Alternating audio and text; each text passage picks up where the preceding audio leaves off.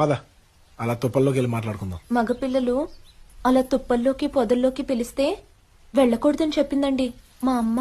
ఆహా, మా అమ్మ ఏమైనా తీసుకెళ్ళమని చెప్పిందా? అక్కడ ఏం జరగదు, ఎదవ బిల్డప్లు తప్ప. రా. నా అందం కంటే నా క్యారెక్టర్ గొప్పదా అండి? అంతే కదా మరి.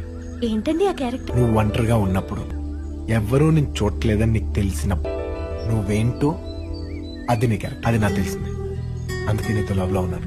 మరి మీ క్యారెక్టర్ నాకెలా తెలుస్తుందండి? మీరేం చేస్తారు ఒంటరిగా ఉన్నప్పుడు? చెప్పేస్తారు మరి.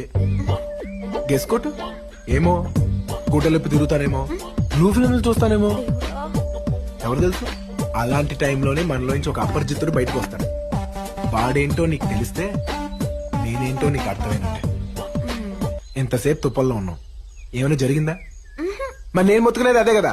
ఏం జరగదు ఇక్కడ, జనాలు ఏడుపు తప్ప. అందుకే కుర్రోళ్ళు ఎప్పుడైనా తుప్పల్లోకి పిలిస్తే వెళ్ళండి అమ్మా ప్లీజ్. మా ప్రాబ్లమ్స్ మీకు అర్థం కావు. అసలే ప్లేస్ లాగా చచ్చిపోతున్నాం. ప్లీజ్.